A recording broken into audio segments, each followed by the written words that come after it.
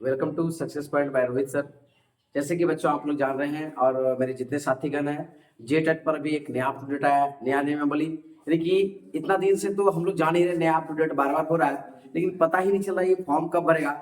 लेकिन अभी जस्ट हाल में ही एक नया अपडेट दिया है। ये अपडेट क्या है, मोटा मोटा हम आपको समझा देंगे। मतलब मेन मुद्दा समझिए कि भाषा विवाद था पहले की जानते थे। जितना 24 जिला है, हर जिला से अलग अलग भाषा का विवाद था। कहीं अंगिका का, खोरठा का, नागपुरी का, अलग अलग जिलों से जो विवाद था नागपुरी का। तो उसी विवाद को लेकर के सभी जिलों से एक सुझाव मांगा गया था। आयोग के द्वारा एक सुझाव मांगा था। उस आयोग पे कार्मिक विभाग ने सभी जिलों से शिकायत लिया और शिकायत लेने के बाद उस पर कार्मिक विभाग ने अब जो है फैसला लेने का अंतिम निर्णय अब कार्मिक विभाग करेगा। और जैसे ही फैसला हो जाएगा भाषा विवाद पर, तो सारा जो है अपडेट आपको देंगे। वही लिखा है कि जेटेट नियमावली पर बड़ा बदलाव, यानी कि आप लोग देख सकते हैं कि जेटेट नियमावली पे आपका सबसे बड़ा जो है, जो आपका देख सकते हैं कि जो सबसे बड़ा बदलाव है वो आपका हो चुका है। भाषा विवाद पर आएगा फैसला, जाने क्या रहेगा नया नियम। मतलब कि आपका जो भाषा विवाद है उस पर क्या फैसला आएगा और उस पर सरकार क्या नियम बनाएगी। आप लोग जान रहे हैं कि जेटेट 2025 में अभी तक हम लोग फॉर्म फिल कर रहे हैं, एग्जाम कब होगा वो पता ही नहीं चल रहा है।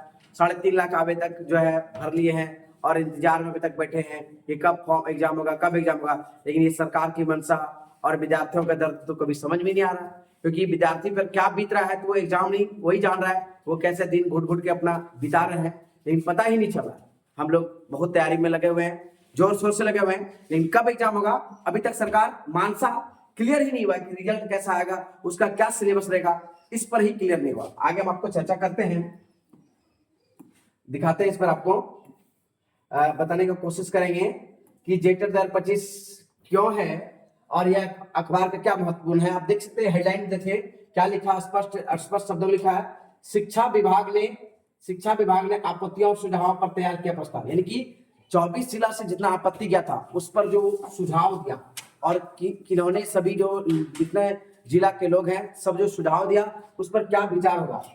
कार्मिक देगा मंतव्य, तो फाइनल होगा जेटेट नियमावली का ड्राफ्ट। मतलब कार्मिक विभाग इस पर अपना कुछ मंतव्य देगा, मतलब वो सारे सुझाव को लेकर के और फिर ये जेटेट नियमावली का ड्राफ्ट तैयार करेगा। यानी कि कार्मिक को विभाग जो विभाग है उसको देगा और फिर वो फाइनल नियमावली तैयार करेगा। आप देख सकते हैं कि पिछले 9 सालों से झारखंड में जेटेट का एग्जाम नहीं हुआ है। 9 सालों से लोग बेरोजगार हैं।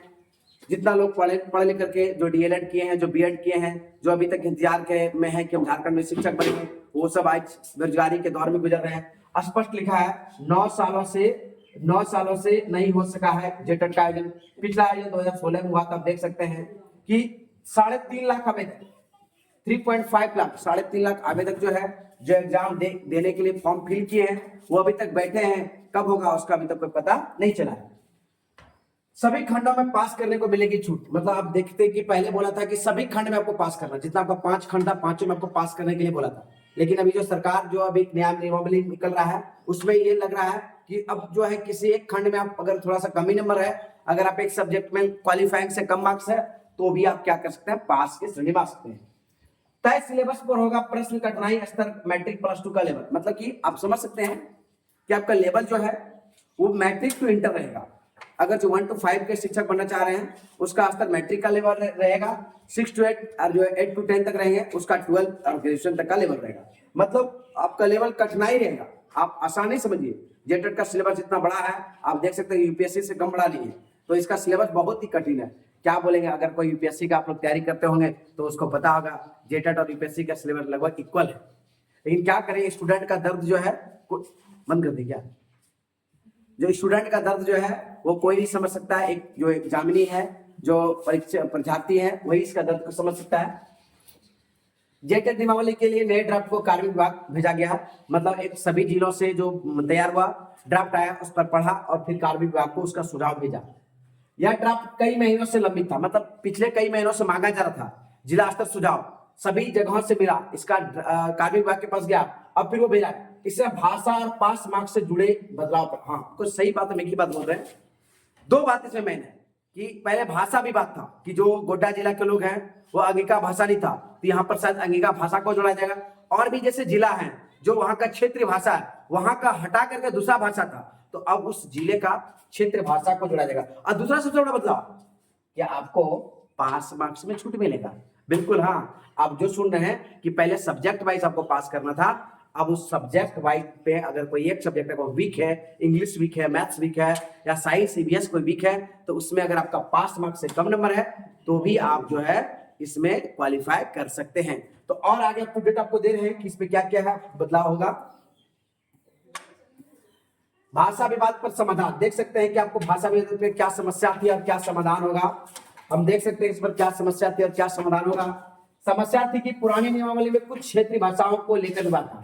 मतलब आप देख सकते थे कि कुछ क्षेत्रीय भाषा में विवाद था, कुछ रीजन जहां था जहां पर क्षेत्रीय भाषा था, जहां पर कि जो जैसे गोड्डा वालों के लिए खोरठा विवाद था, यहाँ अंगिका क्षेत्रीय भाषा है, लेकिन यहाँ को लोगों को खोटा थोपा जा रहा था, मतलब गोड्डा वालों को खोटा जबरदस्ती पढ़ाया जाता, तो यहाँ कहीं न कहीं विवाद था। तो इसको ये लेकर समझाएंगे, और अगर यहाँ अंगिका हो जाएगा तो गोड्डा वालों के लिए खुशखबरी होगा।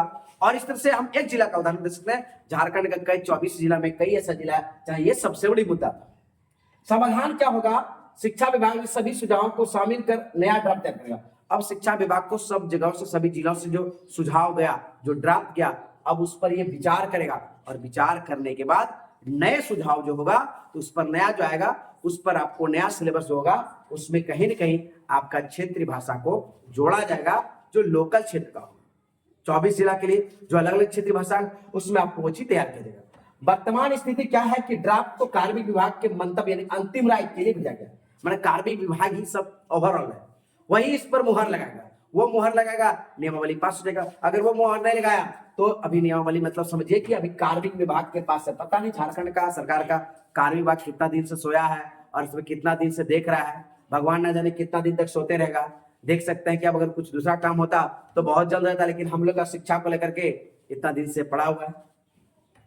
आगे का क्या कदम होगा आपको हम इसमें बता दें कि कार्मिक विभाग की सहमति के बाद नियमावली फाइनल होगा। जब तक कार्मिक विभाग का सहमति नहीं बैठेगा, जब तक वो लोग ओवरऑल नहीं मीटिंग करेगा, फिर इस पर वो सहमति नहीं लगेगा। मतलब समझिए कि ओवरऑल कार्मिक विभाग जो करेगा, फिर हम लोग को फाइनल नियमावली आएगी।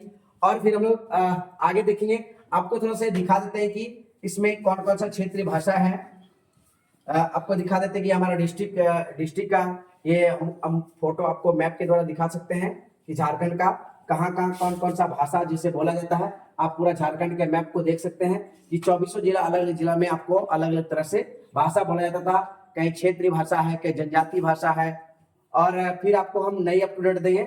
और एक मोस्ट इंपोर्टेंट बात आपको हम ये बताना चाह रहे हैं कि जेटेट का नया बैच हम लोग आगाज करेंगे सक्सेस पॉइंट में। तो हमारे चैनल से जुड़े रहे। मेरे वीडियो को अच्छा लगे लाइक शेयर और सब्सक्राइब जरूर करें। Thank you for watching my video. धन्यवाद।